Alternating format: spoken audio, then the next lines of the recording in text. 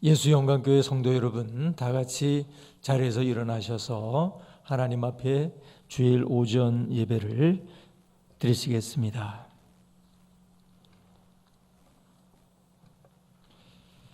나의 반석이신 여호와를 찬송하리로다. 그가 내 손을 가르쳐 싸우게 하시며 손가락을 가르쳐 전쟁하게 하시는도다.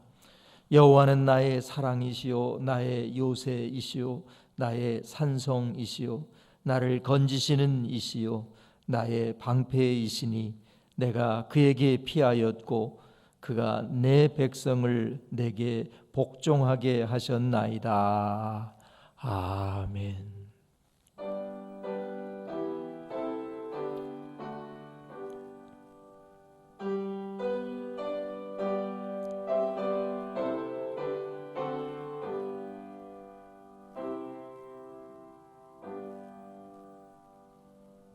할렐루야. 우리 하나님 앞에 찬양과 경배를 올려드리옵나이다. 하나님은 우리의 반석이시며 우리의 찬송이십니다. 또한 우리의 구원이시며 우리의 요새이시며 우리의 산성이시며 우리의 방패이십니다. 우리의 승리가 되시는 우리 하나님 앞에 찬양과 경배를 올려드리옵나이다. 또한 하나님은 우리의 사랑이십니다. 우리가 사랑해야 할 하나님이시며 우리가 죽어야 할 이유이시고 우리가 살아야 할 이유이신 우리 하나님 앞에 찬양과 경배를 올려드리옵나이다. 코로나19 확산으로 인하여 교회와 나라의 전체가 어려움을 당하고 있습니다. 어서속히 이 코로나19 확산의 문제로부터 우리 한국교회가 우리 대한민국이 자유로워질 수 있도록 도와주시옵소서. 주께서 함께 하실 줄을 믿사오며 이 모든 말씀 예수님의 이름으로 간절히 기원하옵나이다. 아멘.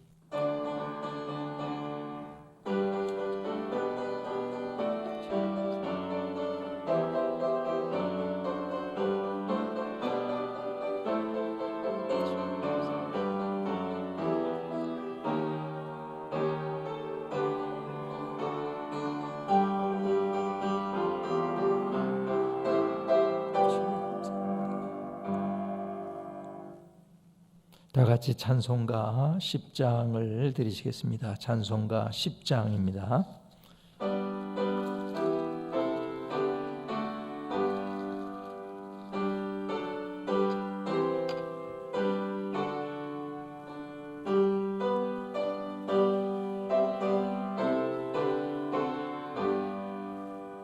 전능왕 오셔서 주 이름 찬송케 하옵소서.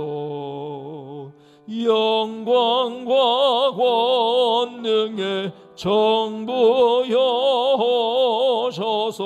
우리를 다스려 주옵소서. 강생한 성자여 오셔서 기도를 들으소서. 택하신 백성들 복 내려 주시고 거룩한 마음을 주옵소서. 위로의 조성령 오셔서 큰 증거 주옵소서.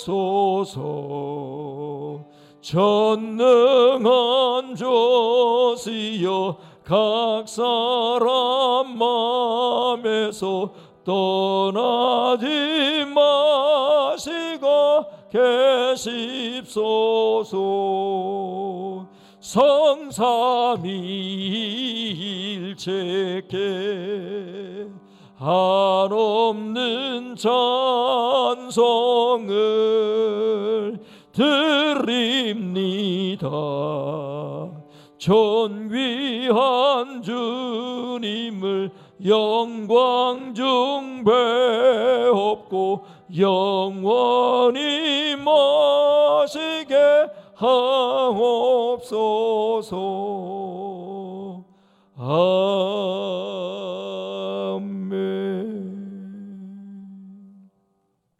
이 시간 하나님과 나만이 아는 죄와 허물을 내어놓는 참회의 기도를 드리시겠습니다.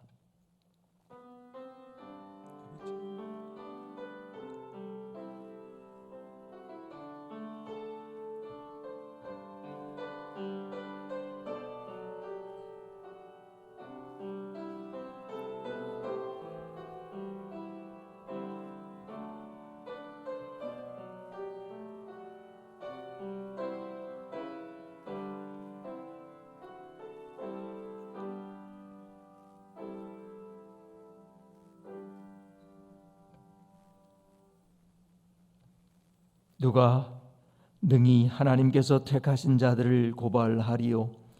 의롭다 하신 이는 하나님이시니 그러므로 그리스도 예수 안에 있는 자에게는 결코 정죄함이 없느니라. 아멘. 다 같이 사도신경으로 신앙 고백 드리겠습니다. 나는 전능하신 아버지 하나님 천지의 창조주를 믿습니다. 나는 그의 유일하신 아들 우리 주 예수 그리스도를 믿습니다. 그는 성령으로 잉태되어 동정녀 마리아에게서 나시고 본디오 빌라도에게 고난을 받아 십자가에 못 박혀 죽으시고 장사된 지 사흘 만에 죽은 자 가운데서 다시 살아나셨으며 하늘에 오르시어 전능하신 아버지 하나님 우편에 앉아 계시다가 거기로부터 살아있는 자와 죽은 자를 심판하러 오십니다. 나는 성령을 믿으며 거룩한 공교회와 성도의 교제와 죄를 용서받는 것과 몸의 부활과 영생을 믿습니다. 아멘. 다 같이 앉으셔서 찬송가 546장 546장 드리시겠습니다.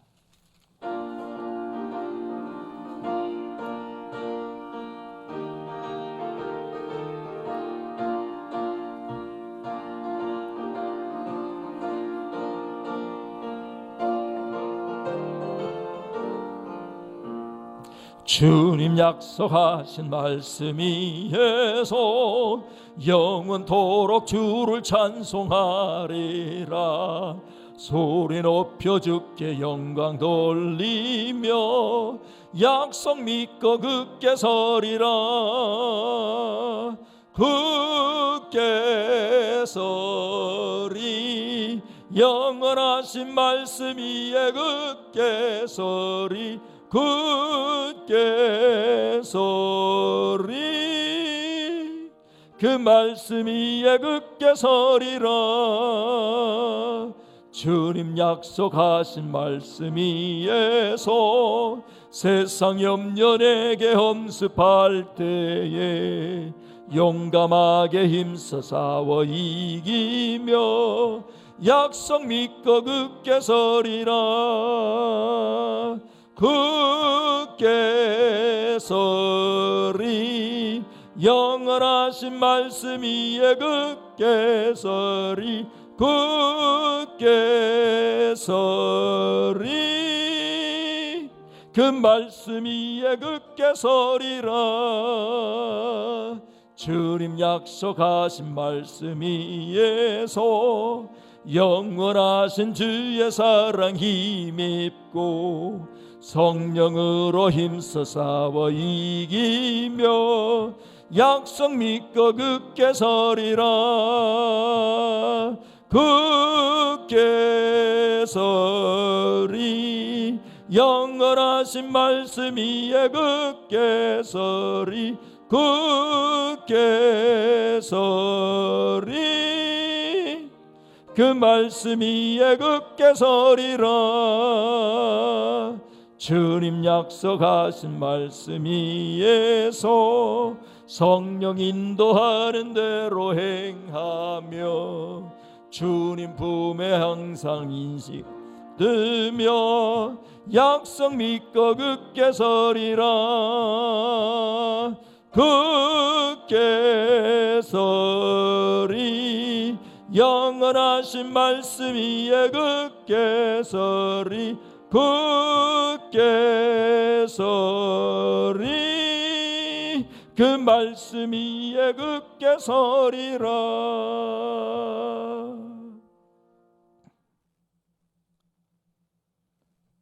이인숙 권사님 예배를 위해서 기도 인도해 주시겠습니다.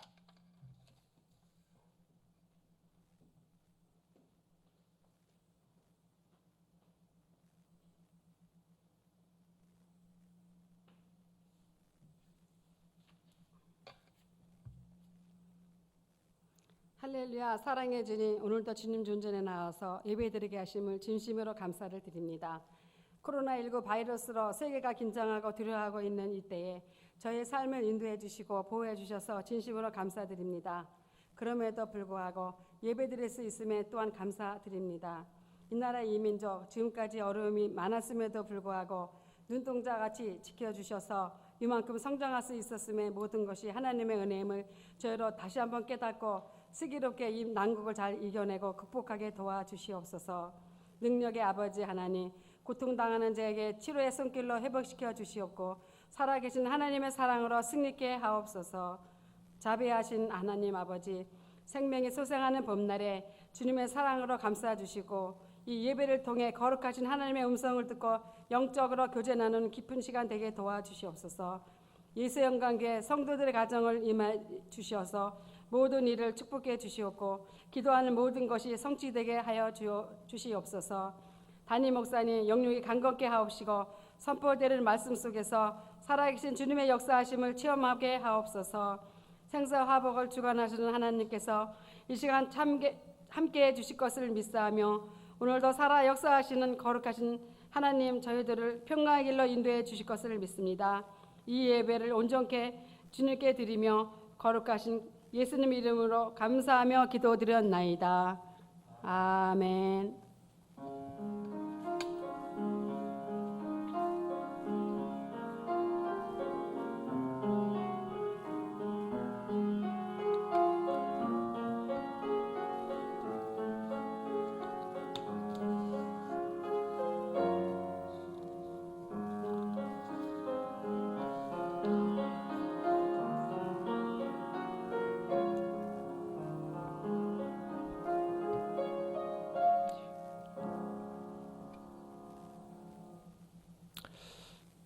오늘 주시는 하나님의 말씀은 여호수아서 5장 1절부터 9절까지의 말씀입니다. 구약성경 320면 여호수아서 5장 1절부터 9절까지의 말씀입니다. 324면입니다. 이 하나님의 말씀을 봉독할 때 살아계신 하나님의 음성을 다 함께 들으실 수 있게 되기를 바랍니다.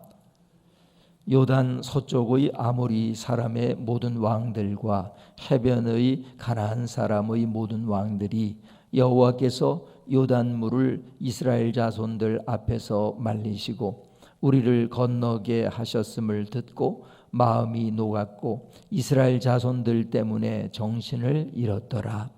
그때 여호와께서 여호수아에게 이르시되 너는 부싯돌로 칼을 만들어 이스라엘 자손들에게 다시 할례를 행하라 하시매 여호수아가 부싯돌로 칼을 만들어 할례 산에서 이스라엘 자손들에게 할례를 행하니라.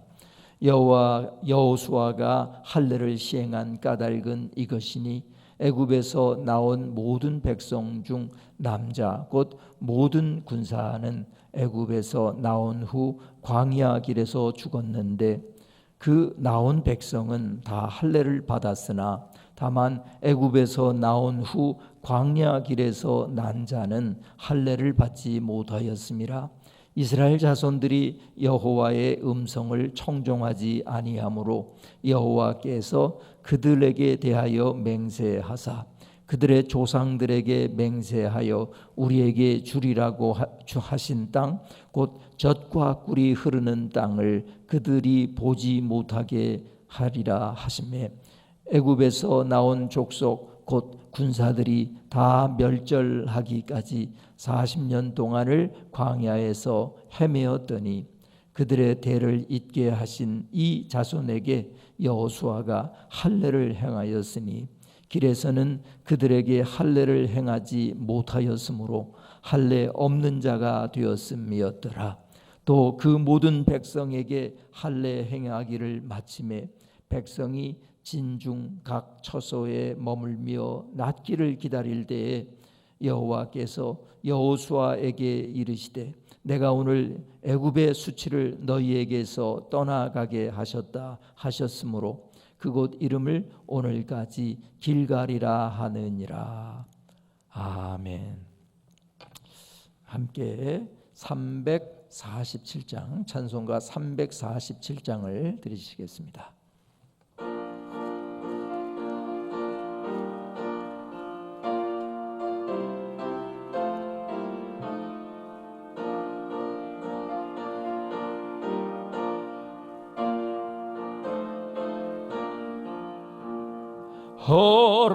허락하신 새 땅에 들어가려면 마음의 준비 다하여 힘써 일하세. 여호수아 본받아 앞으로 가세. 우리 처할 처소는 주님 범일세. 시험 환난 당해도 낙심 말고서 맘의 걱정 버리고 힘써 일하세. 여호수아 본받아 앞으로 가세. 우리가 할 자손은 주님 범일세. 앞서 가신 예수님 바라보면서 모든 마음을 아파요 힘써 일하세. 여호수아 본받아 앞으로 가세. 우리가 할 자손은 주님 범일세. 일할 것이 아직도 많이 있으니 만대하게 나가서 힘써 일하세. 여호수아 본받아 앞으로 가세. 우리가 할 자손은 주님 범일세.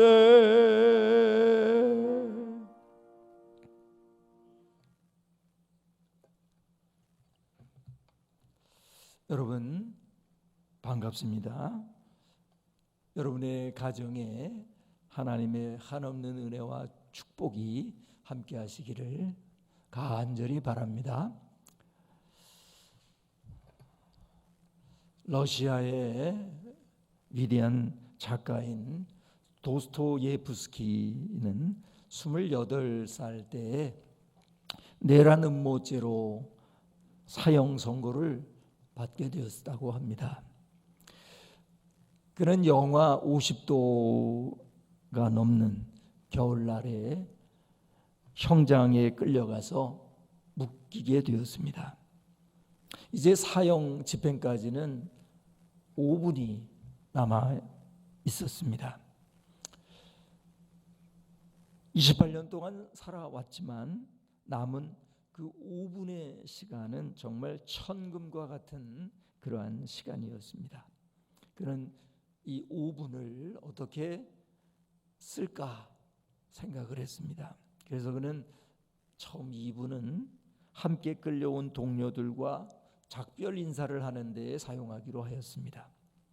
그리고 2분은 그동안 자신이 살았던 그 인생을 생각하고 추억하는 데 사용하기로 하였습니다.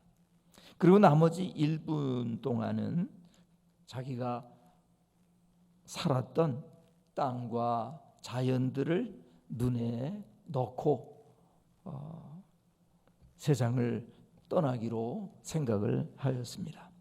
그는 실제로 작별 인사를 하는데 2분을 사용하게 됐습니다. 그리고 지난 날을 추억하면서 생각하며 다시 생각을 하며 시간을 보냅니다. 그러면서 내가 다시 한번 살 수만 있다면 순간순간을 정말 값지게 살 수 있을 텐데 하는 생각을 하게 되었습니다. 그런데 그 순간 군인들이 탄환을 장전하는 소리가 들립니다. 철커덕. 야, 이제 곧 죽겠구나 생각을 하게 되었습니다. 근데 바로 그때 한 병사가 저 멀리서 신수건을 흔들면서 달려오고 있습니다. 그 병사는 도스토옙스키를 죽이지 말라는 황제의 특명을 가지고 온 병사였습니다. 이 얼마나 기가 막힌 타이밍입니까? 만약 그 병사가 조금만 늦게 왔더라면 우리가 알고 있는 도스토옙스키라고 하는 위대한 작가는 없었을 것입니다. 또한 그의 작품인 죄와 벌이라고 하는 명작은 이 세상에 존재하지 않았을 것입니다. 때로 타이밍은 사람을 살리기도 하고 사람을 죽이기도 합니다. 때로 타이밍은 어떤 사람을 억만장자로 만들기도 하고 또 어떤 사람들을 그냥 쫄딱 망하게도 합니다. 이 타이밍이라는 것이 얼마나 중요한가를 우리에게 보여주는 것입니다. 모든 일의 타이밍이 중요합니다. 그것이 좋은 것인데도 불구하고 그 경우에는 아주 나쁠 수가 있어요. 그런데 어떤 경우는 그것 자체는 아주 나쁜 것인데 그 상황에는 좋은 것일 수가 있어요. 그래서 그 타이밍이라고 하는 것이 중요한 것입니다. 저와 여러분에게도 타이밍이라는 것이 있는데 이 타이밍이 여러분에게 기가 막히게 잘 맞아 떨어져서 저와 여러분이 살고 저와 여러분이 정말 성공하고 저와 여러분이 하나님의 은혜를 받는 그런 사람들이 다 되시기를 주님의 이름으로 축원합니다. 오늘 본문 바로 앞부분을 보시면은 하나님께서 흘러오는 요단강물을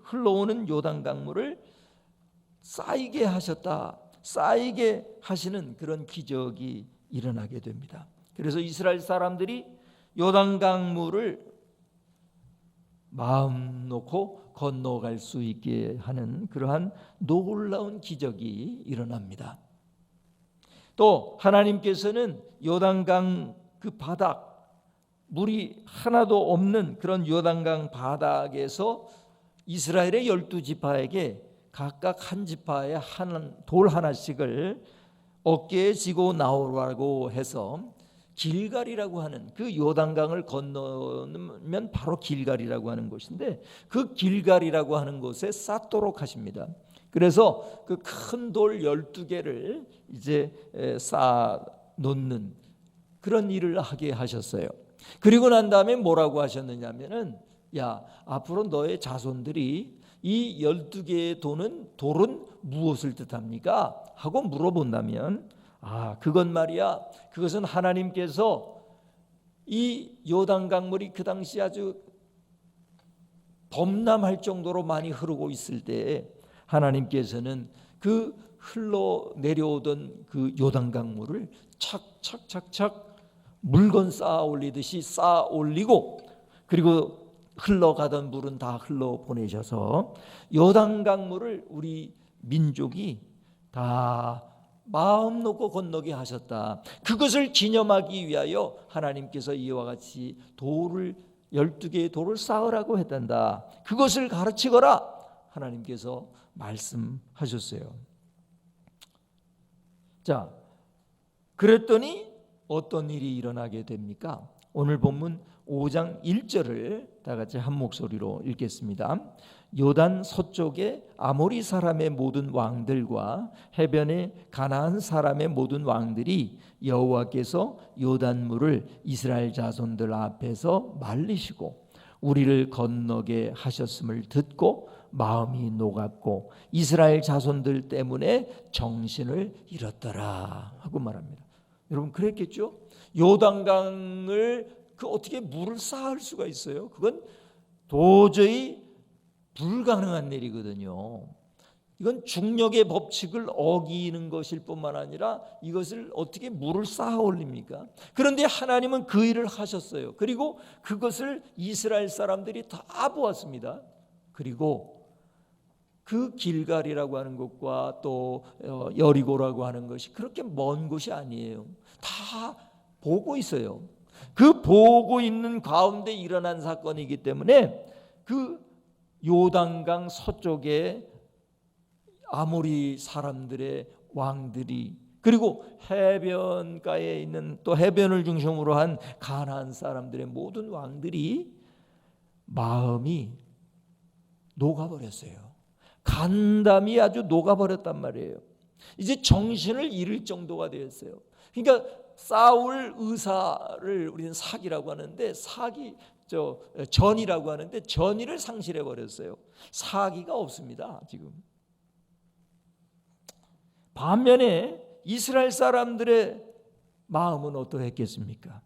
그냥 사기가 하늘을 찔렀을 겁니다. 이야, 하나님은 정말 살아계시는구나. 우리는 정말 대단한 민족이구나. 우리는 할 수 있어. 우리는 할 수 있어. 우리는 저 여리고로 바로 진격할 수 있어. 이렇게 사기가 하늘을 찔렀을 것입니다. 찔렀을 거예요. 그러면 어떻게 됩니까? 게임 끝난 거죠. 해보나 마나 끝난 거예요. 저쪽은 완전히 그 간담이 녹아버렸고 이 이스라엘 쪽은 사기가 충천하니까 게임 끝난 거란 말이에요. 그 기세를 그대로 이어서 그냥 밀고 여리고성으로 들어가면 너무나 쉽게 이길 수 있는 그런 전쟁이었습니다. 여러분, 그런데 바로 그때 그곳에서 하나님께서는 여호수아에게 이스라엘 자손들에게 할례를 행하라고 명령하셨습니다. 여러분, 할례가 무엇입니까?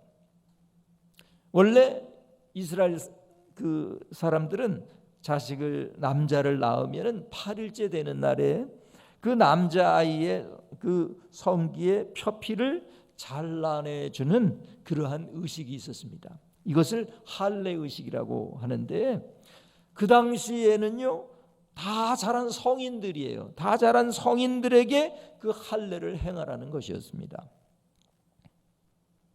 하나님의 그 명령에 이 여호수아는요, 놀랍게도 순종을 합니다. 우리 3절을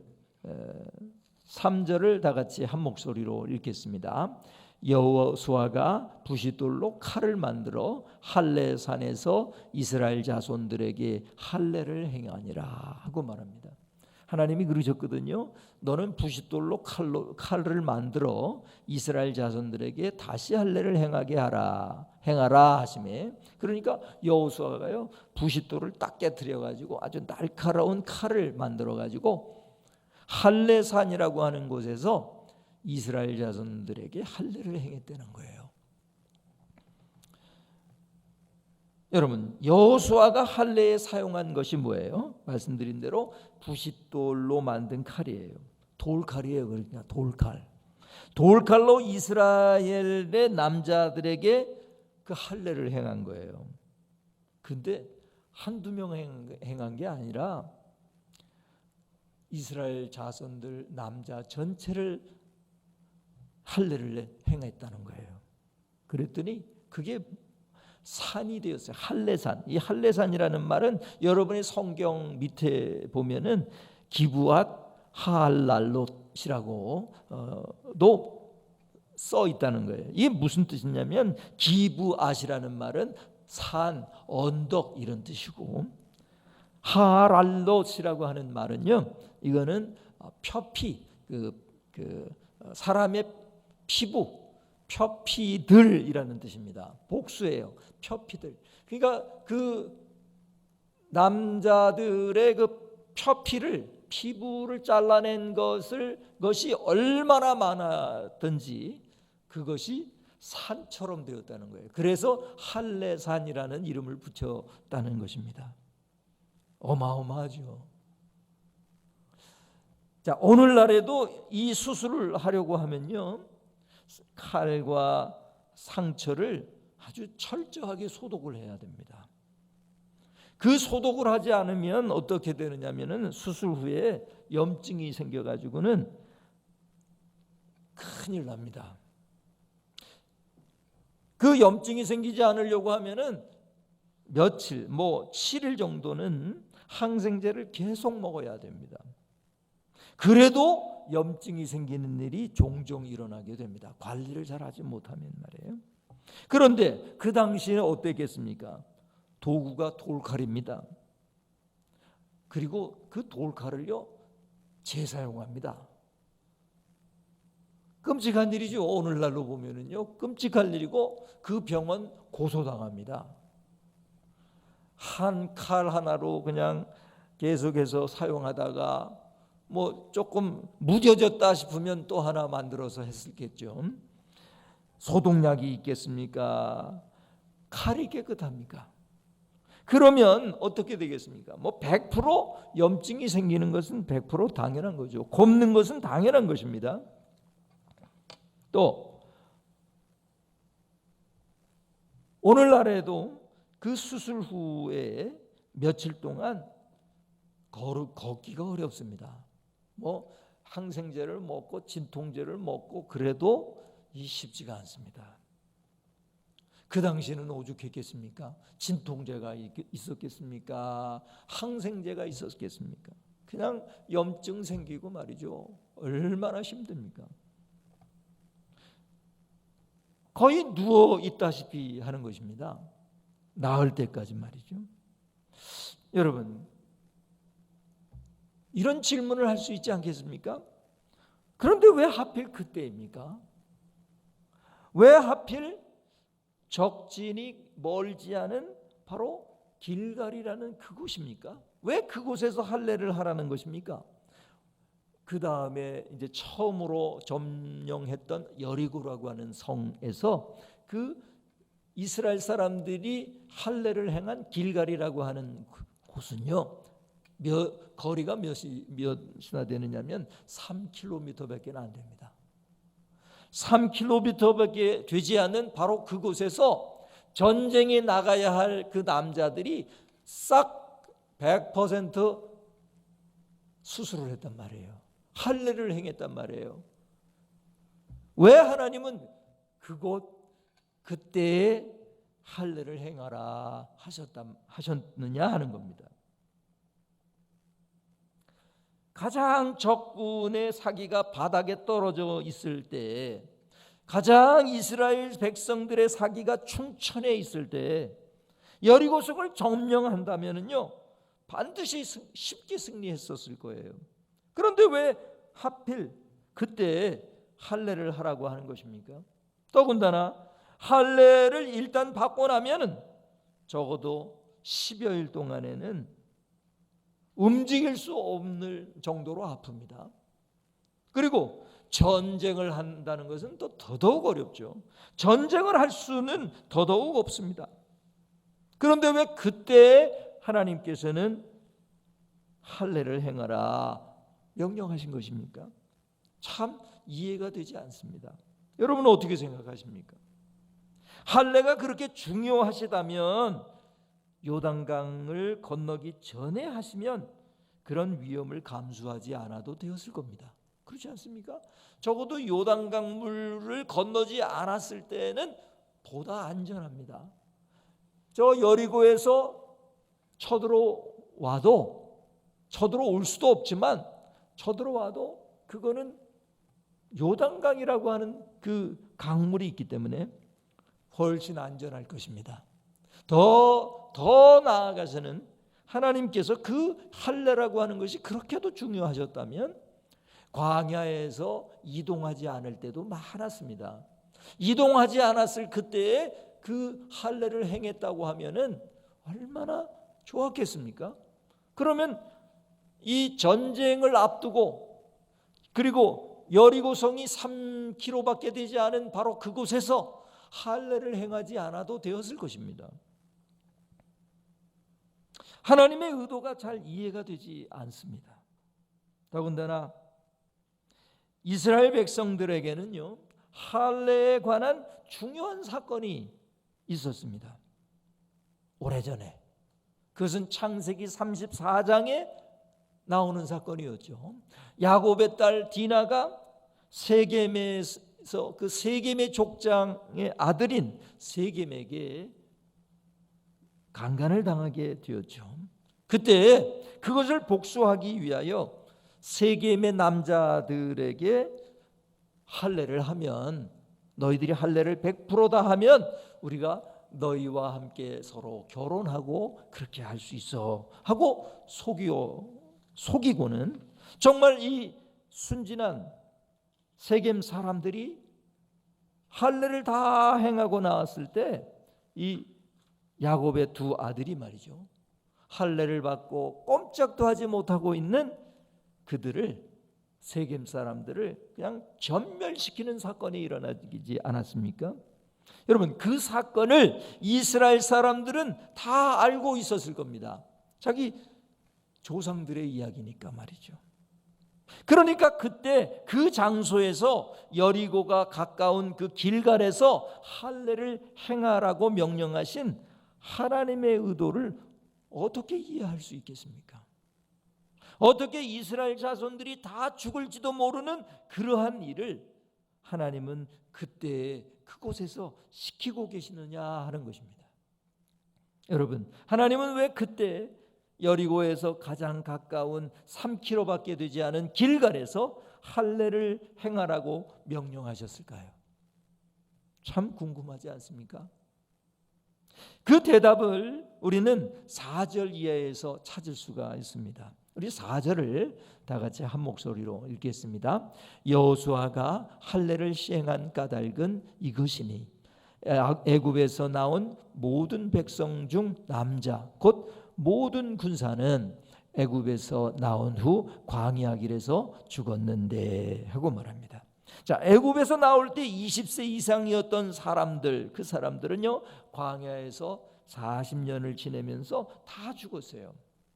물론 3명의 예외가 그 당시 있었죠. 모세, 여호수아, 갈렙은 예외였어요. 그러나 나머지 사람들은요 그 당시 정탐꾼에 의해서 이스라엘 사람들이 하나님을 불신하고 원망했을 때에 그때를 기준으로 하면은 20세 이상인 사람들은요 100% 다 죽었어요. 5절을 다 같이 한 목소리로 읽겠습니다. 그 나온 백성은 다 할례를 받았으나 다만 애굽에서 나온 후 광야 길에서 난 자는 할례를 받지 못하였음이라 하고 말합니다. 자, 그런데 문제는 애굽에서 할례를 받았던 사람들은 다 죽고 지금 이 여호수아가 이끌고 있는 이스라엘 사람들은, 그때 살아있는 이스라엘 사람들은 할례를 받지 못했어요. 왜냐하면 그 출애굽한 이후의 사람들이니까요. 자, 그런데 하나님께서 할례를 행하라 하는 것이 단순히 할례를 하지 않았기 때문에 이스라엘 사람들에게 할례를 하고 가나안 땅을 정복하라는 것일까요? 그 답은요, 그렇기도 하고 그렇지 않기도 합니다. 왜 그럴까요? 6절을 다 같이 한 목소리로 읽겠습니다. 이스라엘 자손들이 여호와의 음성을 청종하지 아니하므로 여호와께서 그들에게 대하여 맹세하사 그들의 조상들에게 맹세하여 우리에게 주리라고 하신 땅, 곧 젖과 꿀이 흐르는 땅을 그들이 보지 못하게 하리라 하심에 애굽에서 나온 족속 곧 군사들이 다 멸절하기까지 40년 동안을 광야에서 헤매었더니 하고 말해요. 여러분, 7절을 다 같이 또 한 목소리로 읽겠습니다. 그들의 대를 잇게 하신 이 자손에게 여호수아가 할례를 행하였으니 길에서는 그들에게 할례를 행하지 못하였으므로 할례 없는 자가 되었음이었더라. 여기 보시면은요, 할례를 그들에게는 이 광야로 계속해서 이동을 했었기 때문에 할례를 줄 틈이 없었기 때문에 그들은 할례를 행하지 못하였고, 지금 이때 가나안을 들어가기 전에 할례를 행함으로 인해서 할례 없는 자가 되지 아니하게 하렸다 하는 것입니다. 자, 그러니까 가나안 정복 전에 단순히 할례를 행하기 위한 것이 주요한 목적이다, 이렇게 생각할 수 있습니다. 그러니까 그건 맞아요. 그러나 6절을 우리가 읽었던 것처럼 만약에 그랬다면 이스라엘 자손들이 여호와의 음성을 청종하지 아니하므로 여호와께서 그들에게 대하여 맹세하셔서 절대로 그 젖과 꿀이 흐른 가나안 땅으로 들어가지 못하게 하고 40년 동안 다 죽게 되었다 하는 이야기를 하지 않았을 겁니다. 여기서 이스라엘 자손들이 하나님께서 주시겠다고 맹세하셨던 젖과 꿀이 흐르는 가나안 땅에 들어가지 못하고 광야에서 죽은 이유가 무엇이라고 말합니까? 할례를 받지 않아서 그렇습니까? 아니에요. 할례는 이미 다 받았어요. 그들은. 하나님이 말씀하시는 것은 할례를 받지 않았기 때문이라고 말씀하시지 아니하고 하나님의 음성을 청종하지 아니함으로 하고 말하는 거예요. 청종하지. 그러니까 하나님의 말씀을 순종하지 않았기 때문이라는 거예요. 불순종했기 때문이라는 거예요. 하나님을 진짜로 믿지 않았기 때문이라고 하나님은 말씀하시지, 그들이 할례를 받지 못했기 때문에 그와 같은 벌을 받았다라고 말하지 않으셨어요. 오직 하나님의 말씀을 믿고 가나안을 정복하라 했는데도 불구하고 정탐꾼들의 말을 듣고는 그 이스라엘 백성들이 자기 생각과 또 하나님을 향한 불신으로 가나안 정복을 포기하였기 때문에, 불순종하였기 때문에, 불신하였기 때문에, 그 불순종 때문에, 그 불신 때문에 그들은 가나안에 들어가지 못했다는 거예요. 그리고 40년 동안 광야에서 방황하다가 고생하다가 결국은 죽게 되었다고 말씀하시는 것입니다. 그러니까 그들이 할례를 받은 이스라엘 백성, 하나님의 백성인 것이 참으로 중요한 일이기는 하지만 할례를 받았다는 그 사실이 그들을 가나안 땅에 들어가게 할 수는 없었어요. 그들을 살릴 수가 없었어요. 그들을 가나안에 들어가게 하고 가나안에서 살 수 있게 할 수 있었던 것은 할례가 아니에요. 할례 받은 사람답게 하나님의 말씀을 청종하는 것이 그들을 살리는 일이었어요. 그러나 그들은 그렇게 하지 못했기 때문에 결국은 가나안, 그 주시겠다고 약속하셨던 가나안에 들어가지 못할 뿐만 아니라 광야에서 고생하다가 죽을 수밖에 없었다는 거예요. 할례가 그 사람을 살리는 게 아니에요. 하나님의 말씀을 청종하는 것이 그 사람을 살리는 거고 가나안에 들어가게 하는 거예요. 그래서 순종하는 것이 중요한 것입니다. 하나님의 말씀을 청종하는 것이 너무나도 중요한 것입니다. 여러분, 그러니까 이스라엘의 이 새로운 세대, 할례를 그동안 받지 못했던 이 새로운 세대에게 할례를 주는 것이 그 자체가 궁극적인 목적이었다면 바로 그때 혹은 이 장소가 아니었어도 괜찮았을 거예요. 여리고와 좀 더 거리가 먼 곳에서 할 수 있었을 것입니다. 그러나 하나님께서 이곳에서, 이 길갈에서 할례를 하라고 하신 이유가 무엇입니까? 그것은 여리고성에서 3km도 떨어지지 않은 길갈에서 전쟁을 할 수 없는 무방비 상태가 되는 할례를 받는다는 것은 정말로 순종하기 어려운 일이었을 것입니다. 그렇습니다. 하나님께서 이곳에서 할례를 하라 이렇게 명령하신 이유는 바로 이스라엘 자손들이 이 할례를 받는 것 그 자체가 하나님의 말씀을 청종하는 것이기 때문이에요.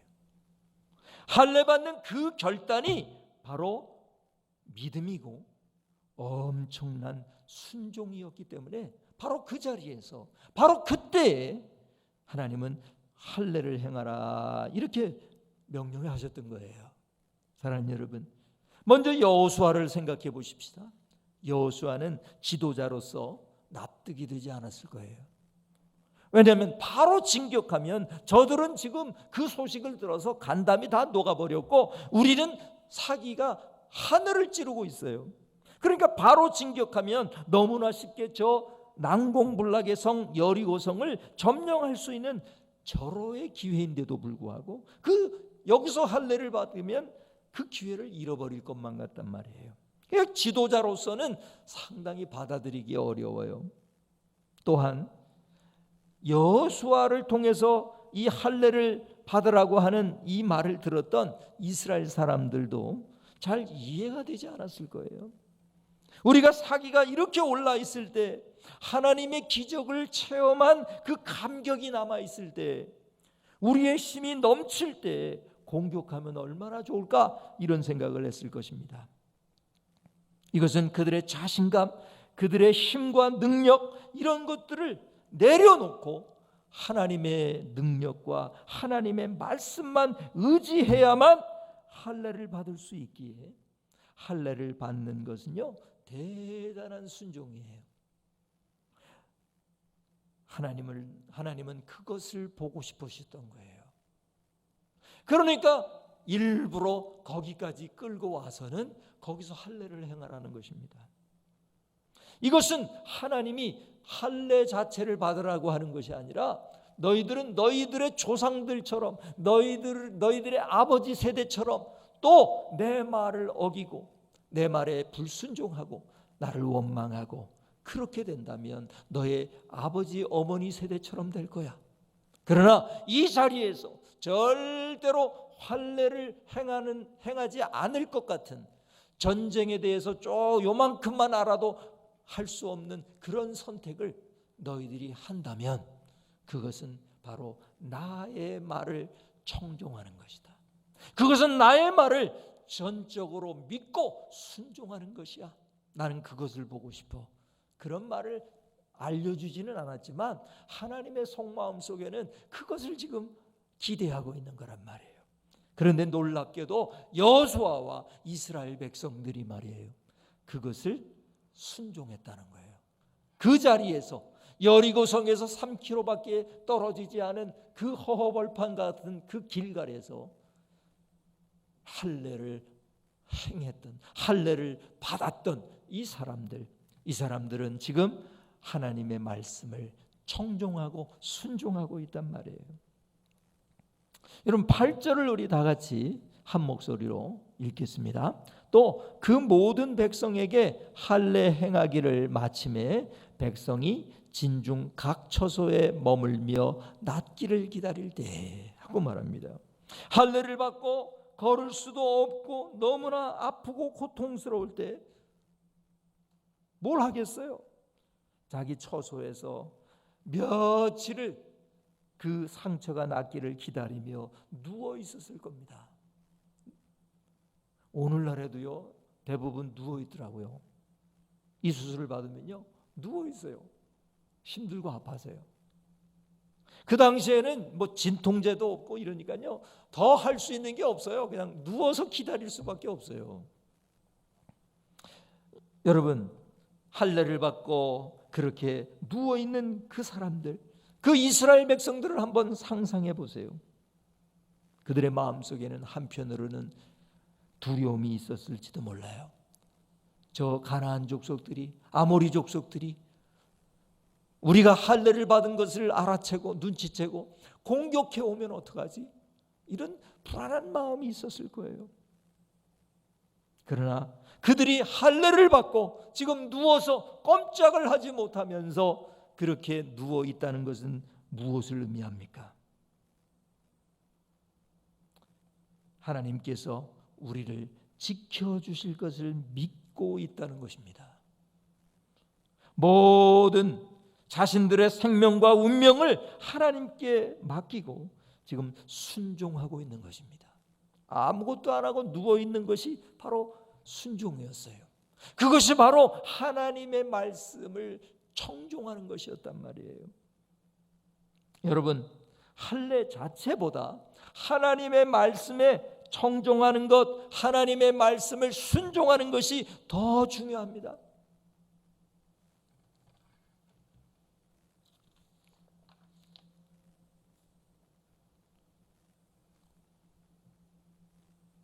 여러분 9절 말씀을 한번 보실까요? 9절 말씀을 보시면 다 같이 한 목소리로 읽겠습니다. 여호와께서 여호수아에게 이르시되 내가 오늘 애굽의 수치를 너희에게서 떠나가게 하였다 하셨으므로 그곳 이름을 오늘까지 길갈이라 하느니라 하고 말합니다. 하나님께서요 보시니까요 너무 기분이 좋으신 거예요. 왜?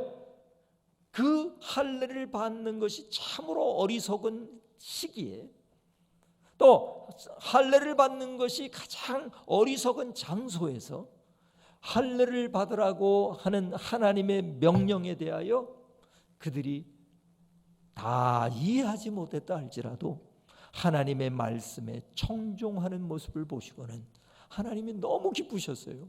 하나님이 너무 기분 좋으셨어요. 그래서 여호수아에게 말씀하십니다. 내가 오늘 애굽의 수치를 너희에게서 떠나가게 하였다 할 것이다 그러지 아니하고 하였다라고 선언하고 있습니다. 여러분 여기서 애굽의 수치라는 것이 뭡니까? 두 가지로 해석할 수가 있습니다. 하나는 뭐냐면 애굽에서 이스라엘 백성들이 뭘 했어요? 종이었죠, 종. 그러니 그 종의 상전인 애굽 사람들이 그들을 얼마나 비난하고 얼마나 막대했겠습니까? 조롱했겠습니까? 얼마나 수치스러운 일을 그 이스라엘 사람들이 애굽 사람들에게 당했겠어요? 그러니까 과거에 종이었던 그때의 그 수치를 이제는 하나님께서 내버리셨다고 떠나가게 하셨다고 말씀하셨어요. 또 그거 외에 또 하나의 해석이 있는데 그건 뭐냐면은 애굽의 수치라는 것은 뭐냐? 그것은 뭐냐면은 애굽 사람들이 이런 말을 자꾸 조롱 섞인 말을 했었다는 거예요. 에이, 하나님이 있기는 뭐가 있어? 하나님이 있다면 저렇게 이스라엘 사람들이 광야에서 저렇게 고생할 수 있겠어? 하나님이 계시다면 어떻게 하나님의 백성을 출애굽시킨 다음에 가나안으로 들여보내지도 못하고 저렇게 광야에서 떠돌이로 만드셨어. 하나님은 능력이 없으셔. 아니, 저들의 신인 하나님은, 여호와 하나님은 존재하지 않으셔. 하나님이 계시다면 어떻게 너희들이 그렇게 고생을 하느냐? 어떻게 그런 개고생을 해? 하고 조롱을 했단 말이에요. 그 조롱했던 그 수치, 아무런 대답도 하지 못했던 그 수치가, 그것을 하나님께서 이제는 너희에게서 떠나가게 하셨다, 그 말이에요. 사랑하는 여러분, 하나님은 얼마든지 애굽의 수치를 떠나가게 하실 수 있는 분이었어요. 그런데 애굽의 수치가 40년 동안 계속되도록 하셨던 이유가 뭐예요? 할례를 받지 못해서요? 아니에요. 할례를 받지 못해서가 아니에요. 할례를 받은 하나님의 백성으로서 하나님의 말씀을 청종하지 않았기 때문이에요. 하나님의 말씀을 순종하지 않았기 때문이에요. 그런데 이 새로운 세대, 그들의 아들들이었던 이 세대의 사람들은 가장 순종하기 어려운 바로 그 장소에서, 순종하기 어려운 바로 그때에서, 그때에 하나님이 너희들은 할례를 행해라, 할례를 받으라 하셨던 그 말씀에 아멘 하고 순종했단 말이에요. 하나님의 말씀을 청종했단 말이에요. 이것이 바로 그들에게 살길이었단 말입니다. 그때 하나님은 그들을 향하여 승리의 선언을 해주셨던 거예요. 애굽의 수치가 너희에게서 떠나갔다 하고 승리의 선언을 해주신 것입니다. 사랑하는 여러분, 할례 자체보다 하나님의 말씀을 청종하는 것, 순종하는 것이 더 중요합니다. 우리 예수님은 이 세상에 인간의 몸으로 태어나서 결국은 죄인들의 죄를 대신하여 십자가에서 죽어야 한다고 하는 아버지 하나님의 말씀에 순종하셨습니다. 이거 얼마나 순종하기가 어려운 거예요. 하나님이 인간의 몸을 입고 와야 한다니 이 얼마나 힘든 노릇입니까? 그것이 너무나 괴롭고 아픈 일이어서 예수님은 십자가 위에서 엘리 엘리 라마 사박다니, 나의 하나님 어찌하여 나를 버리셨나이까, 이렇게 절규하시면서까지 끝까지 아버지 하나님의 말씀을 이루기 위하여 마지막 피 한 방울까지 흘리시고 순종하신 것이 아닙니까? 그 예수님의 순종을 보시고 하나님께서는 그래, 이제는 애굽의 수치가 나의 백성에게서 멀리 떠났구나 말씀하신 것입니다. 여러분, 우리 예수님의 그 십자가의 순종 때문에 우리의 애굽의 수치가, 그 죄의 수치가 떠나가 버렸던 것입니다. 그리고 예수 믿는 사람들이 어떻게 저렇게 살아 하는 그런 수치와 그러한 조롱으로부터 하나님은 이제는 그 애굽의 수치가 떠나갔다 하는 선언을 받을 수가 있는 것입니다. 이제는 우리에게 애굽의 수치가 적용되지 않습니다. 우리가 정말로 순종하신 예수님을 믿고 순종하고 있다면, 하나님의 말씀을 우리가 청종하고 있다면 우리에게 애굽의 수치는 떠나가 버리고 말 것입니다. 여러분은 만약 여러분이 여리고에서 3km밖에 떨어지지 않은 길갈에 있는데 하나님께서 그곳에서 할례를 받으라 하고 명령하셨다면 예 하고 받아들이실 수 있으시겠습니까? 여러분은 하나님의 말씀을 오늘도 순종하고 청종하고 지키고 계십니까? 그런 사람에게 하나님께서는 복을 주시겠다고 말씀하십니다. 사랑하는 여러분, 여러분의 힘, 여러분의 능력 의지하면 하나님만 의지할 수 없어요. 하나님께 순종할 수가 없어요. 여러분, 여러분의 힘, 여러분의 능력 이것이 아니라 하나님의 말씀을 붙잡으세요. 하나님의 말씀 앞에 순종하세요. 그러면 여러분은 살 거예요. 그러면 여러분은 승리할 거예요. 이미 하나님은 여러분을 승리하게 하실 수 있는 분이세요. 그러나 우리가 하나님의 말씀을 순종하지 않으면 그때까지 하나님은 여러분을 광야에서 훈련시키실 거예요. 저와 여러분이 하나님의 말씀을 진정으로 순종하고 청종할 때, 그때 하나님의 은혜를, 하나님의 복을, 하나님의 승리를 얻을 수 있게 될 것입니다. 여러분이 그런 사람들 다 되실 수 있게 되기를 주님의 이름으로 축원합니다. 기도하시겠습니다. 우리 아버지 하나님, 참으로 감사합니다.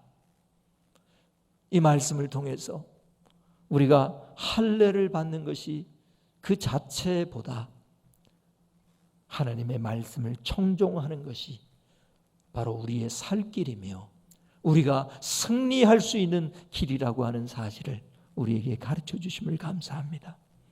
다시 한번 우리의 힘을 의지하지 아니하고 하나님의 말씀을 믿으며 하나님의 말씀을 의지하는 사람들이 되게 하여 주시옵소서. 하나님의 말씀을 순종하는 그런 사람들이 되게 하셔서 하나님의 승리를 얻고 하나님의 은혜를, 복을 얻을 수 있는 사람들이 되게 하여 주시옵소서. 이 모든 말씀 예수님의 이름으로 간절히 기도드리옵나이다. 아멘. 이 시간 준비하신 헌금을 하나님 앞에 정성껏 드리시겠습니다.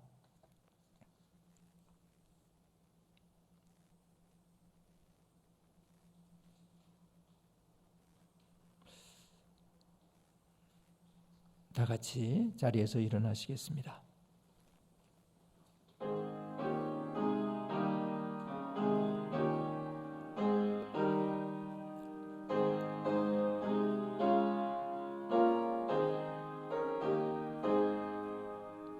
진리와 생명 되신 주, 이 몸을 바치옵니다.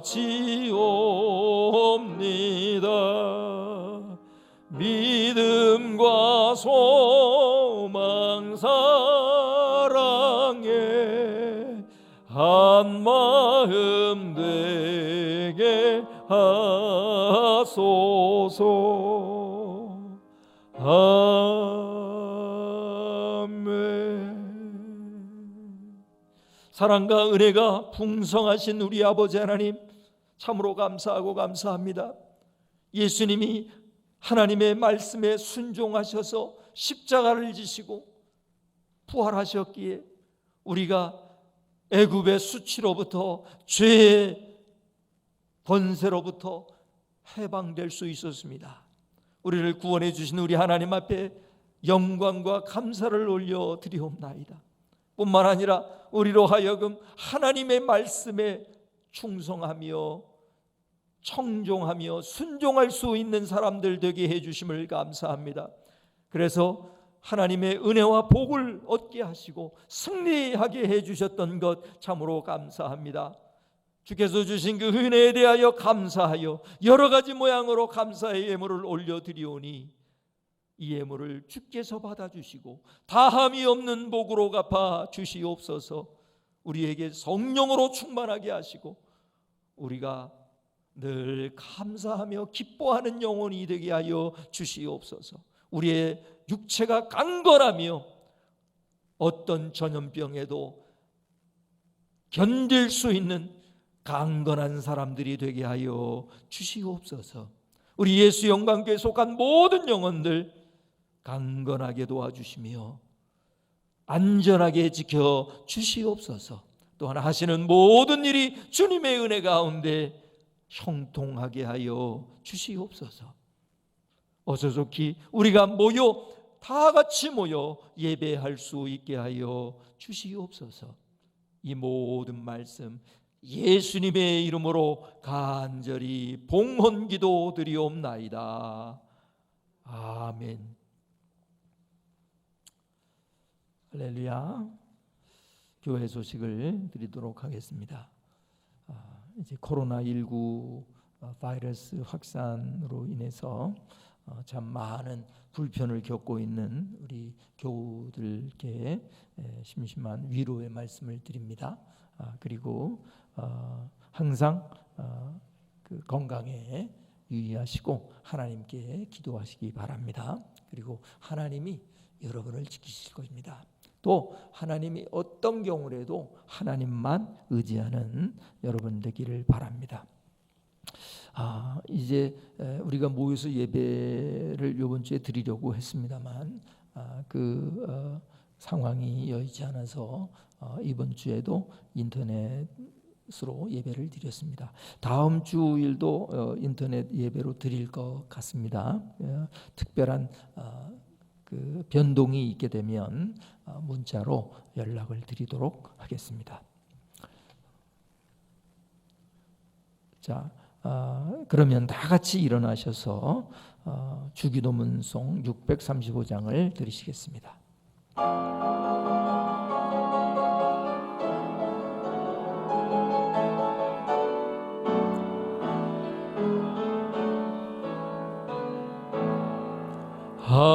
하늘에 계신 아버지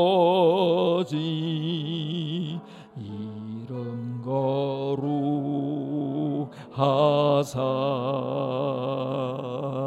주님 나라 임하시고 뜻이 이루어지이다.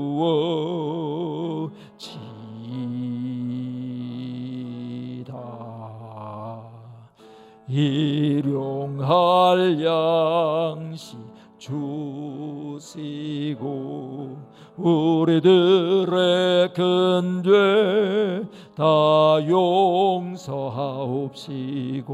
또 시험에 들게 마시고 악에서 구원하소서. 내게 주의 나라 주의 권세 주의 영광 영원히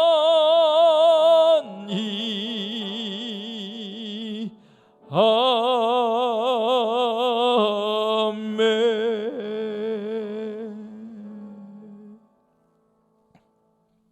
지금은 우리를 위하여 십자가 지시고 순종하셨던 예수 그리스도의 은혜와 그분을 보내주신 하나님 아버지의 그 극진하신 사랑과 그분을 믿을 수 있도록 도와주셨던 성령님의 감화, 감동, 충만, 은혜의 주심이 여기 모여 하나님의 말씀이 어떤 말씀이시든지 그 말씀을 청종하고 순종하기로 다짐하는 예수 영광교회 성도님 머리 위에와 그 가정 머리 위에 전 세계에 있는 주님의 몸된 교회 위에 이제로부터 영원토록 함께 하옵기를 축원하옵나이다.